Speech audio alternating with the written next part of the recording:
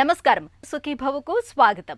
ఈ రోజు సుఖీభవలో కాలేయానికి కొవ్వు పడితే ప్రమాదమే, పరిమితంగా మద్యం మంచిదేనా, కూరగాయల్ని పచ్చిగా తినొచ్చా, గుండెకు యాంజియోప్లాస్టీ ఎప్పుడు, ఇంకా హెల్త్ టిప్. గాడి తప్పిన ఆహారపు అలవాట్లు కావచ్చు లేదా మద్యం కావచ్చు, కారణాలేవైనా కుటుంబ పెద్దలాంటి కాలేయం మీద కొవ్వు పొరలు పొరలుగా తిష్ట వేసుకుంటోంది. ఫలితంగా కాలేయం పనితీరు క్రమంగా మందగిస్తూ వస్తుంది.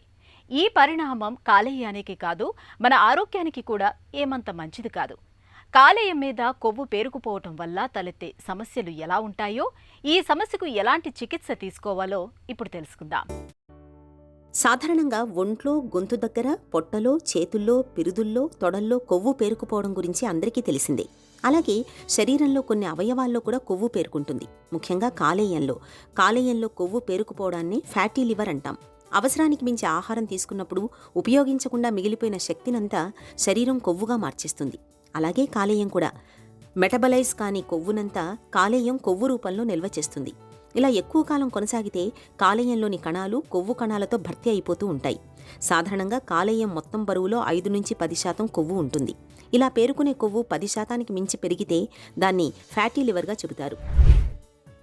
ఫ్యాటీ లివర్ అంటే లివర్లో కొవ్వు ఎక్కువ పేరుకుపోవటాన్ని ఫ్యాటీ లివర్ అంటారనమాట. ఇది చాలా కామన్ ప్రాబ్లం. ఫ్యాటీ లివర్ అనేది మామూలు జనాభాలో చూస్తే అట్లీస్ట్ 20% మందికి ఫ్యాటీ లివర్ ఉండే అవకాశం ఉంది. అది అలాగే ఇప్పుడు పిల్లల్లో కూడా ఒబిసిటీ రావటం వల్ల వాళ్ళలో కూడా ఫ్యాటీ లివర్ శాతం పెరుగుతుంది. వాళ్ళలో కూడా 10-15% ఫ్యాటీ లివర్ వస్తుంది అన్నట్లుగా ఉంది. ఈ ఫ్యాటీ లివర్ అంటే మామూలు లివర్లో ఎప్పుడూ కూడా కొంత కొవ్వు ఉంటుంది. అది మినిమల్ అంటే 5-10% ఉంటుంది. ఆ లెక్క అది 5-10% కంటే ఎక్కువ శాతం కొవ్వు లివర్లో పేరుకుపోతే దాన్ని ఫ్యాటీ లివర్ అంటారు అన్నమాట. అది ఏమవుతుందంటే మనం తీసుకునే ఆహారానికి దాన్ని స్పెండ్ చేయడానికి ఉంటుంది. ఒకవేళ మనం ఎక్కువ క్యాలరీస్ అవి తీసుకుంటే ఏమవుతుందంటే అది లివర్లో ఇది అవుతుంది అనమాట. మా గురువు గారు చెప్తుంటారు అనమాట, లివర్ అనేది శరీరానికి ఒక ఆడిటర్ లాంటిది. ఆడిటర్ అంటే మనం తీసుకునేది ఇన్పుట్, తీసుకునే క్యాలరీస్ ఖర్చు పెట్టే సమానంగా ఉంటే లివర్ బాగానే ఉంటుంది. అది అలా కాకుండా మనం తీసుకునేది ఎక్కువైతే దాన్ని ఖర్చు పెట్టకపోతే అదంతా కూడా లివర్ లోపల స్టోర్ చేసుకొని తర్వాత మనకి లెక్కలు చెప్తూ ఉంటుంది అనమాట. మీ లివర్ ఎలా అయిపోయింది, అది అయిపోయింది లెక్క చెప్తుంటుంది. So fatty liver means accumulation of the fat in the liver, దాన్ని ఫ్యాటీ లివర్ అంటారు. సాధారణంగా మద్యం ఎక్కువగా తీసుకునేవాళ్లు ఆహారాన్ని కూడా ఎక్కువగానే తింటుంటారు. దీంట్లో ఒంట్లోకి క్యాలరీలు వరదలా వచ్చి చేరతాయి. శరీరం అన్ని క్యాలరీలను వంటబట్టించుకోలేక కొవ్వుగా మార్చేస్తుంది. ఈ కొవ్వు కాలేయంలో పేరుకుపోతూ ఉంటుంది. రక్తంలో కొలెస్ట్రాల్ శాతం పెరిగినప్పుడు కూడా కాలేయంలో కొవ్వు పేరుకుంటూ ఉంటుంది. అలాగే మధుమేహాన్ని అదుపులో పెట్టుకోకపోతే లిపిడ్స్ అంటే కొవ్వులు శక్తిగా మారవు. దాంతో పెరిగిన కొవ్వు కాలేయానికి చేరుకుని నిల్వ ఉండిపోతుంది. స్థూలకాయుల్లో జీర్ణం కాలేని కొవ్వంతా కాలేయానికి చేరుకుంటుంది. ఫ్యాటీ లివర్ వ్యాధిలో లక్షణాలు పెద్దగా కనిపించవు. కొందరిలో అలసట, నీరసం కనిపిస్తాయి. శరీర బరువు పెరుగుతుంది.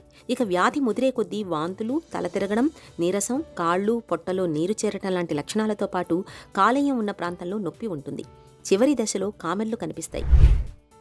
ఈ ఫ్యాటీ లివర్ రావడానికి మెయిన్ కారణం ఇది ఒక విధంగా లైఫ్ స్టైల్ డిసీజ్ అని చెప్పుకోవచ్చు. అది ఫ్యాటీ ఫుడ్స్ తీసుకోవటం వల్ల, తర్వాత రెగ్యులర్ ఎక్సర్సైజ్ లేకపోవటం వల్ల, మన క్యాలరీ కన్సంప్షన్, మనం తీసుకున్న ఆహారాన్ని ఎక్కువ ఖర్చు పెట్టకపోవటం వల్ల, ఇవన్నీ కూడా ఈ మిగిలినటువంటి ఎక్సెసివ్ క్యాలరీస్ని కూడా లివర్లో ఫ్యాట్ రూపంలో జమ అయ్యి ఫ్యాటీ లివర్గా తయారవుతూ ఉంటాయి అన్నమాట. అది దట్ ఇస్ ఫ్యాటీ లివర్ అంటారు. ఈ ఫ్యాటీ లివర్లో స్టేజెస్ ఉంటాయి అన్నమాట. అది స్టేజెస్ అంటే ముందుగా కొంచెం లివర్ ఫ్యాట్ అయితే 5-10% అలా ఉన్నప్పుడు నార్మల్గానే ఉంటుంది. అది 10% దాటిన తర్వాత ఫ్యాటీ లివర్ వచ్చి లివర్ కొంచెం వాపులాగా వస్తుంది. లివర్ వాపు అంటే లివర్ లోపల కణాలు హెప్టోసైట్స్ అంటాం అనమాట. వాటి లోపల ఫ్యాట్ గ్లాబ్యూల్స్ కొంచెం అక్యుములేట్ అవుతూ ఉంటాయి అన్నమాట. అది దానివల్ల లివర్ కొద్దిగా వాపు వచ్చి పైకి తెలుస్తూ ఉంటుంది, కొంచెం సిమ్టమ్స్ తెలుస్తూ ఉంటాయి, డిస్కంఫర్ట్ లాగా తెలుస్తూ ఉంటుంది. ఫ్యాటీ లివర్ సిమ్టమ్స్ మామూలుగా ఎర్లీ స్టేజెస్లో అంత ఎక్కువగా సిమ్టమ్స్ ఏమీ ఉండవు. అది నెమ్మదిగా పెరుగుతున్న కొద్దీ, లివర్ ఇంక్రీజ్ అవుతున్న కొద్దీ ఫస్ట్లో ఆకలి లేకపోవటం, కొంచెం కుడివైపున పొట్ట కింద డిస్కంఫర్ట్ లాగా ఉండటం అనమాట. కొంచెం ఏదో ఉన్నట్లుగా డిస్కంఫర్ట్ ఫీల్ అవుతూ ఉంటారు అన్నమాట పేషెంట్స్. అది ఎర్లీ స్టేజెస్లో అలా ఉంటుంది. అది తర్వాత కనుక ఇంకా మనం నెగ్లెక్ట్ చేసుకుంటూ వెళ్తుంటే తర్వాత లెథర్జీ వచ్చేస్తుంది. లివర్ కనుక డ్యామేజ్ స్టార్ట్ అయినప్పుడు ఏ పని చేయడానికి ఆసక్తి లేకపోవటం, కొంచెం తిన్న వెంటనే ఆహారం ఎర్లీగా సెటైటీ తొందరగా తృప్తిపోయి ఇంకా తినలేకపోవటం, ఇలాంటివి వస్తుంటుంది. ఇంకా అప్పటికి ఇంకా నెగ్లెక్ట్ చేసుకుంటే లివర్ డ్యామేజ్ స్టార్ట్ అయ్యి పచ్చ కామెరలు రావడం తయారవుతుంటుంది. అది ఈ పచ్చ కామెరలు స్టేజ్ వచ్చిందంటే ఇంకా వెంటనే కొంచెం సిగ్నిఫికెంట్గా లివర్ డ్యామేజ్ అయినట్లుగా లెక్కగా ఉంటుంది అన్నమాట. కాలేయంలో కొవ్వు పేరుకుపోవటం అనేది ప్రధానంగా 3 దశల్లో ఉంటుంది. మొదటి దశలో కాలేయ కణాల మధ్య చాలా కొద్ది మొత్తంలో కొవ్వు పేరుకుంటుంది. రెండవ దశలో కొవ్వు శాతం పెరగడంతో పాటు కాలేయం కూడా కొద్దిగా దెబ్బతింటుంది. ఇక చివరి దశలో కొవ్వు కణాలు కాలేయాన్ని పూర్తిగా కప్పేస్తాయి. కాలేయం పూర్తిగా తన స్వరూపాన్ని కోల్పోయి సిమెంట్ ముద్దలాగా గట్టిపడిపోతుంది. కాలేయంలో కొవ్వు పేరుకుపోతున్న కొద్దీ పొట్టలో బరువుగా అనిపించడం, ఆకలి తగ్గిపోవడం, పొట్ట పైభాగంలో నొప్పిగా ఉండటం, కామెర్లు సోకటం, కాళ్లలో నీరు చేరటం వంటి లక్షణాలు కనిపిస్తుంటాయి. ఇక కాలేయంలో కొవ్వు ఎంత మొత్తంలో పేరుకుంది, ఫ్యాటీ లివర్ ఏ దశలో ఉందన్న విషయాన్ని ultrasound, abdomen scanning, liver function, liver biopsy పరీక్షల సాయంతో డాక్టర్లు నిర్ధారిస్తారు. ఫ్యాటీ లివర్ మొదటి 2 దశల్లోనే ఉందని నిర్ధారణ అయినప్పుడు ఆహార వ్యాయామాల్లో తగిన జాగ్రత్తలు తీసుకోవడం, అవసరమైతే మందులు వాడుకోవడం ద్వారా కాలేయంలో కొవ్వు సమస్యను చాలా వరకు తగ్గించుకోవచ్చు. కాలేయం 70% వరకు పాడైనా మందులతో బాగు చేసే అవకాశం ఉంటుంది. కాలేయం పూర్తిగా దెబ్బతినిపోయి సిమెంటు ముద్దలాగా గట్టిపడిపోయినప్పుడు తప్పనిసరిగా కాలేయాన్ని మార్పిడి చేయాల్సి ఉంటుంది. ఈ ఫ్యాటీ లివర్ అనేది it is basically A life style disease. దానికి ట్రీట్మెంట్ అనేది మెడిసిన్స్ కంటే ఎక్కువ కూడా లైఫ్ స్టైల్ చేంజెస్లోనే ఎక్కువ ఇది ఉంటుంది అన్నమాట. ఎక్కువ రెగ్యులర్ ఎక్సర్సైజ్ చేయటం, మితమైన ఆహారం తీసుకోవటం, ఈ ఫాస్ట్ ఫుడ్స్, ఆయిలీ ఫుడ్స్ ఇవన్నీ అవాయిడ్ చేయటం, బరువు పెరగకుండా చూసుకోవటం, వీటి వల్ల లైఫ్ స్టైల్ చేంజెస్ తోటి కంట్రోల్ చేసుకోవటం ఉంటుందన్నమాట. అదే కాకుండా ఫ్యాటీ లివర్ నుంచి ఒకసారి ఇది ఎల్ఆర్జీ హెపటైటిస్ స్టేజ్కి వెళ్ళినప్పుడు అప్పుడు ఇంకా మామూలుగా లివర్ కామెర్లకి ఇచ్చేటువంటి ట్రీట్మెంట్ ఇచ్చి కామెర్లు పెరగకుండా లివర్కి సపోర్ట్ ఇవ్వడం కోసం ట్రీట్మెంట్లు అవి జరుగుతూ ఉంటాయి అన్నమాట. బేసిక్గా fatty liver disease is life style disease. దీనికి ఫ్యాటీ లివర్ డిసీజ్ వచ్చిన వాళ్ళకి కార్డియక్ ప్రాబ్లమ్స్ వచ్చే అవకాశాలు కూడా ఎక్కువ ఉంటాయి అన్నమాట. అది సో వాళ్ళు ముందుగానే జాగ్రత్త పడి ఆ ఎర్లీ స్టేజెస్లో లైఫ్ స్టైల్ మార్చుకుంటే మిగతా కాంప్లికేషన్స్ రాకుండా ఉండే అవకాశం ఉంటుంది. ఈ ఫ్యాటీ లివర్ కన్ఫర్మ్ చేసుకోవడానికి మామూలుగా ఉండేటువంటి రొటీన్గా మనం చేసేటువంటి స్కాన్లో అల్ట్రాసౌండ్ స్కానింగ్ అని చేస్తాం అన్నమాట. ఈ అల్ట్రాసౌండ్ స్కానింగ్ ఏంటంటే లివర్లో ఫ్యాట్ గ్లాబ్యూల్స్ వచ్చినప్పుడు లివరు కొంచెం స్కాన్ అల్ట్రాసౌండ్ వేవ్స్ వెళ్ళినప్పుడు మామూలు ఉండాల్సిన దానికంటే బ్రైట్గా కనిపిస్తుంది అది. సో అల్ట్రాసౌండ్ స్కాన్లో ఫస్ట్గా రేడియాలజిస్ట్ చూస్తుంది, బ్రైట్ లివర్ కనిపించిందంటే అది ఫ్యాటీ లివర్ కింద చేస్తారనమాట. అది అలా కాకుండా మనం క్లినికల్గా చూసినప్పుడు కూడా మామూలు పేషెంట్ చూసి పరీక్షలు చేస్తున్నప్పుడు క్లినికల్గా ఎగ్జామినేషన్ చేస్తున్నప్పుడు లివర్ పాల్పేషన్ అనమాట, పొట్ట చేసినప్పుడు లివర్ ఎన్లార్జ్ అయింది అది తెలుస్తూ ఉంటుంది అనమాట. అది లివర్ ఎన్లార్జ్ అయినప్పుడు క్లినికల్గా తెలుస్తూ ఉంటుంది దానికి. అది సో అది ఒక విధంగా కన్ఫర్మ్ చేసుకుంటుంటాం అన్నమాట. నిజానికి ఫ్యాటీ లివర్ అనేది అంత ప్రమాదకరమైన వ్యాధేం కాదు. తొలి దశలో చికిత్స కూడా పెద్దగా అవసరం ఉండదు. ఆహారపు అలవాట్లు, జీవనశైలి మార్చుకొని అధిక బరువును తగ్గించుకుంటూ వ్యాయామాలు చేస్తూ ఉంటే కాలేయం సాధారణ స్థితికి వస్తుంది. స్టిరాయిడ్ల కారణంగా ఫ్యాటీ లివర్ ఏర్పడితే వాటిని అదుపు చేయాలి.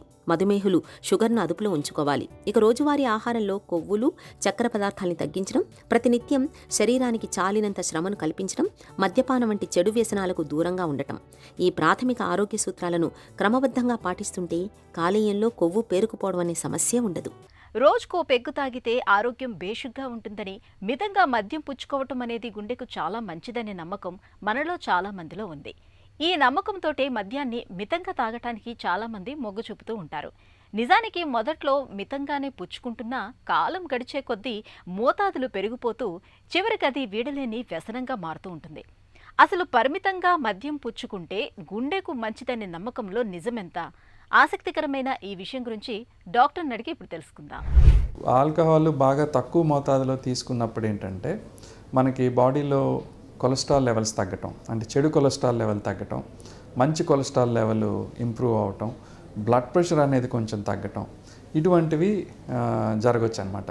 అదే ఆల్కహాల్ ఒక లెవెల్ దాటి ఎక్కువ తీసుకుంటే మనకు ఎగ్జాక్ట్గా ఆపోజిట్ ఎఫెక్ట్ రావచ్చు. అంటే చెడు కొలెస్ట్రాల్ పెరిగిపోవటం, మంచి కొలెస్ట్రాల్ తగ్గిపోవటం, అండ్ అదేవిధంగా మనకి వెయిట్ పెరిగిపోవటం, షుగర్ లెవెల్స్ పెరిగిపోవటం, బీపీ లెవెల్ పెరిగిపోవటం, ఇటువంటివి జరిగే అవకాశం ఉంటుంది. ఉదాహరణకి విస్కీ లాంటివి తీసుకుంటే ఆల్కహాల్ కంటెంట్ దాదాపు 40% ఉంటుంది.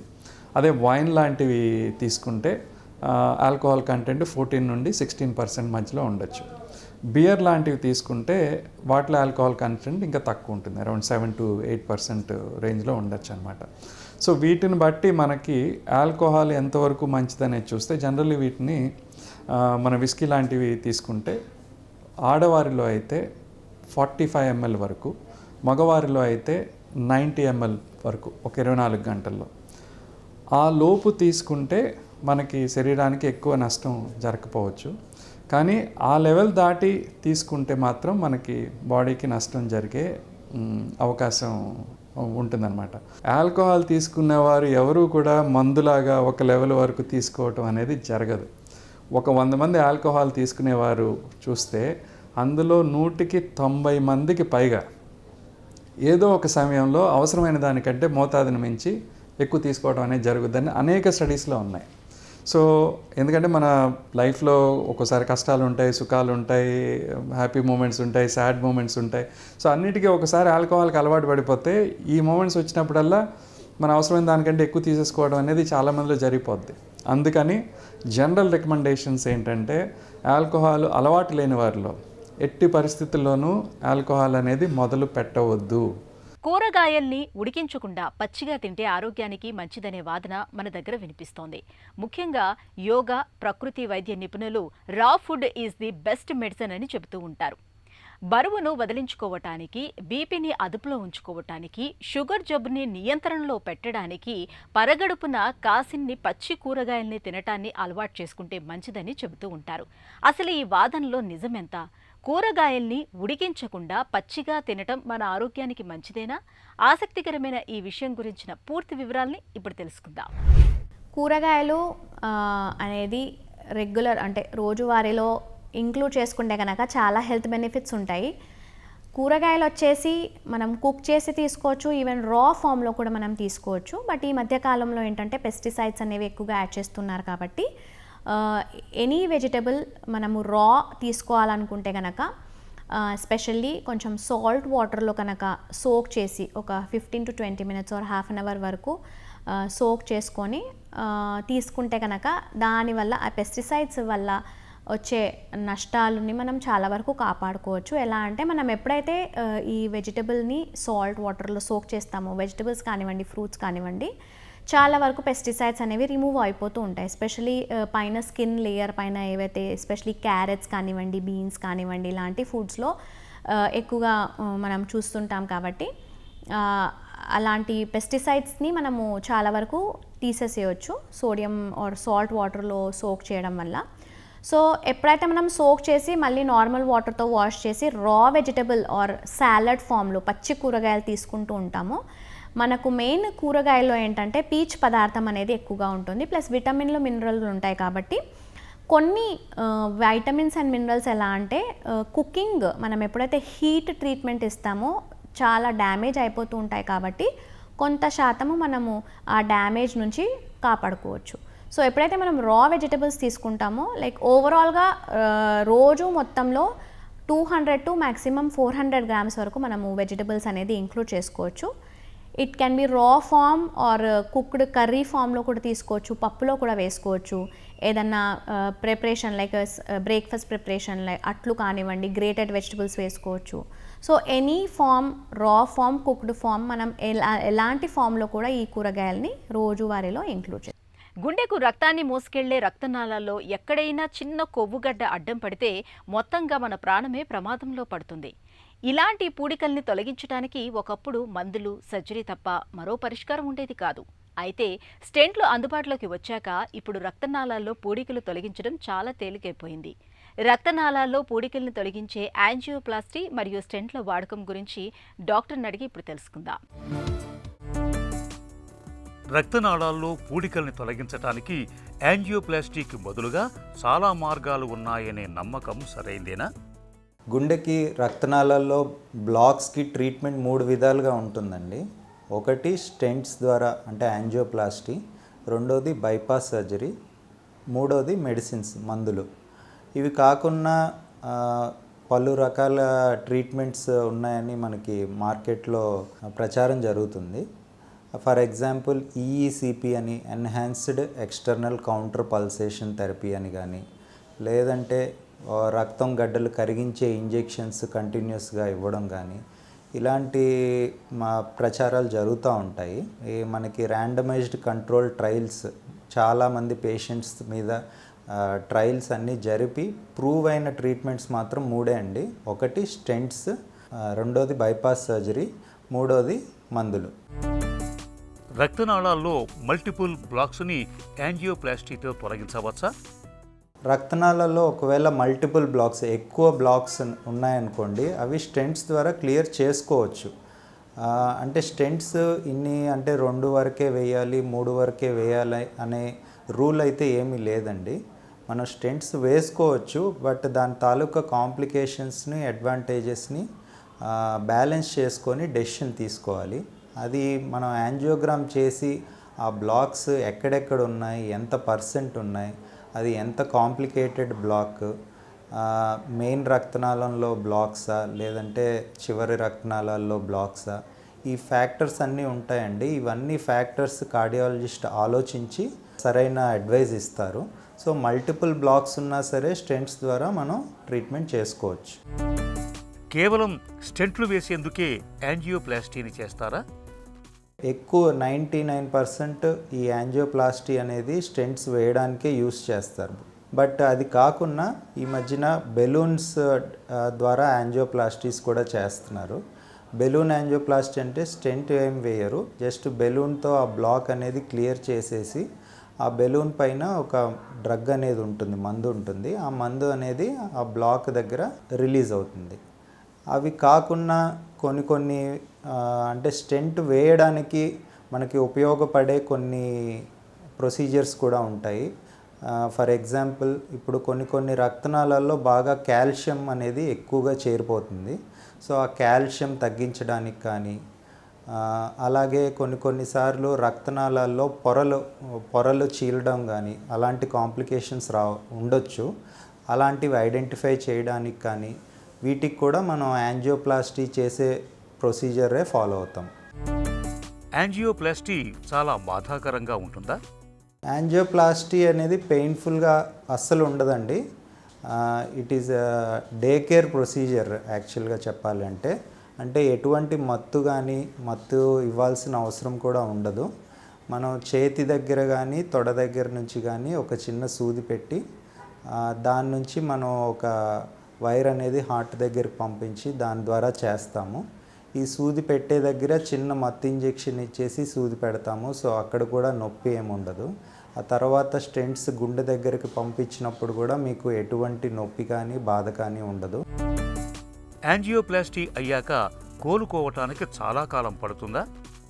యాంజియోప్లాస్టీ రికవరీ అనేది చాలా స్పీడ్గా ఉంటుందండి. ఎందుకంటే ఇది మేజర్ సర్జరీ ఏమీ కాదు. అది హార్ట్ని కానీ ఓపెన్ చేయడం కానీ చెస్ట్ను ఓపెన్ చేయడం కానీ అలాంటివి ఏవి చేయము. జస్ట్ చేతి నరం నుంచి కానీ తొడ నరం నుంచి కానీ సూది పెట్టి చేస్తాము. స్టెంట్ వేసిన నెక్స్ట్ డే నుంచే పేషెంట్స్ నడవడం కానీ మా పనులు కానీ ఏవైనా చేసుకోవచ్చు, ఎటువంటి కాంప్లికేషన్స్ లేకపోతే. యాంజియోప్లాస్టీ అనేది it is a safe procedure అండి, సురక్షితమైనది. తర్వాత రికవరీ కూడా చాలా స్పీడ్గానే ఉంటుంది. యాంజియోప్లాస్టీకి ముందు ఇచ్చే డై కారణంగా కిడ్నీలు దెబ్బతింటాయా? యాంజియోప్లాస్టీ చేసినప్పుడు బ్లాక్స్ ఐడెంటిఫై చేయడానికి కాంట్రాస్ట్ ఇంజెక్షన్ అనే డై యూస్ చేస్తామండి. ఈ కాంట్రాస్ట్ ఇంజెక్షన్ అనేది మనం ఇంజెక్ట్ చేశాక బ్లాక్స్ ఐడెంటిఫై అయ్యాక అది రక్తం ద్వారా చివరికి కిడ్నీల ద్వారా వెళ్ళి కిడ్నీ నుంచి ఫిల్టర్ అయ్యి బయటకు వచ్చేస్తుంది. ఈ కాంట్రాస్ట్ ఇంజెక్షన్ వల్ల కొంతమందికి కిడ్నీస్ కొంచెం దెబ్బతినే ఛాన్సెస్ ఉంటాయి, కానీ బట్ అది ఆల్రెడీ కిడ్నీ ఫంక్షనింగ్ అనేది తక్కువ ఉన్న వాళ్ళకే వచ్చే అవకాశం ఎక్కువ ఉంటుంది. అది రాకుండా కూడా మనం ప్రివెంటివ్గానే ముందుగానే కొన్ని రకాల ఇంజెక్షన్స్ కానీ ఐవీ ఫ్లూయిడ్స్ కానీ పెట్టుకొని ఆ ప్రాబ్లం రాకుండా మనం ప్రివెంట్ చేసుకోవచ్చు. యాంజియోప్లాస్టీ తర్వాత మందులు వాడాల్సిన అవసరం లేదా? యాంజియోప్లాస్టీ తర్వాత కూడా మందులు వాడాలి, తప్పనిసరిగా వాడాలి. మెయిన్గా రక్తం పలచబడే మాత్రలు, బ్లడ్ థిన్నర్ ట్యాబ్లెట్స్, ఇవి వాడాల్సి ఉంటుంది. ఇవి కాకుండా కొలెస్ట్రాల్ కరిగించే మాత్రలు కానీ, షుగర్ లెవెల్స్ కంట్రోల్ పెట్టుకునే మాత్రలు కానీ, బీపీ కంట్రోల్లో పెట్టుకునే మాత్రలు కానీ, హార్ట్ మీద డిమాండ్ కానీ తగ్గించే మాత్రలు కానీ ఇవన్నీ తప్పనిసరిగా వాడాల్సి ఉంటుంది. మొదట్లో కొంచెం ఎక్కువ మందులైనా అది మెల్లమెల్లగా మేము తగ్గించుకుంటూ వచ్చేస్తాము. ఎక్కువ శాతం మందికి 6 నెలలు పోయాక 1 or 2 ట్యాబ్లెట్సే ఉంటాయి. స్టెంట్ వేయించుకున్న తర్వాత మళ్ళీ బ్లాకులు రావనుకోవటం సరైందేనా? స్టెంట్స్ వేశాక ఆ స్టెంట్ వేసిన దగ్గర కూడా మళ్ళా బ్లాక్ వచ్చే ఛాన్సెస్ ఉంటాయి. ఇవి జరగకుండా ఉండడానికి మందులు ప్రిస్క్రైబ్ చేస్తాము. ఆ మందులు తప్పనిసరిగా వాడాలి. ఇవి కాకుండా లైఫ్ స్టైల్ మోడిఫికేషన్స్ అంటే మన జీవన శైలిలో మార్పులు ఏవి చెప్తామో అవన్నీ కూడా తప్పనిసరిగా పాటించాలి. మెయిన్గా ఆహారం కంట్రోల్లో పెట్టుకోవడం, ఎక్సర్సైజ్ చేయడం, కొలెస్ట్రాల్ లెవెల్స్ కంట్రోల్లో పెట్టుకోవడం, మన వెయిట్ అనేది కంట్రోల్లో పెట్టుకోవడం, నెక్స్ట్ ఎటువంటి స్ట్రెస్ కానీ అవి కూడా తగ్గించుకోవడం, ఇవన్నీ కూడా చేసుకోవాలి. ఇవన్నీ చేసుకుంటూ మాత్రలు కరెక్ట్గా వాడితే మళ్ళా బ్లాక్స్ వచ్చే ఛాన్సెస్ తక్కువగా ఉంటాయి. ఇవి ఏవి చేయకపోతే మళ్ళా బ్లాక్స్ వచ్చే ఛాన్సెస్ అయితే ఉంటాయి. రక్తనాళాల్లో బ్లాకులకు ఇవాళ స్టెంట్లు అనేవి చక్కటి పరిష్కారం.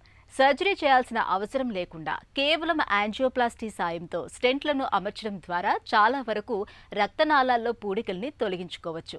ఇక ఈరోజు కార్యక్రమాన్ని ముగించే ముందు ఒక చిన్న చిట్కా మీకోసం. చుండ్రుతో బాధపడుతున్నప్పుడు బియ్యం కడిగిన నీటిలో 1 చెంచాడు గ్రీన్ టీ పొడిని కలిపి కుదుళ్ల నుంచి చివర్ల వరకు బాగా పట్టించండి. అరగంట గడిచాక గాఢత తక్కువగా ఉండే షాంపూతో స్నానం చేయండి. గ్రీన్ టీలోని యాంటీ ఆక్సిడెంట్లు, యాంటీ ఇన్ఫ్లమేటరీ గుణాలు చుండ్రును పోగొట్టి కుదుళ్లకు బలాన్ని అందిస్తాయి.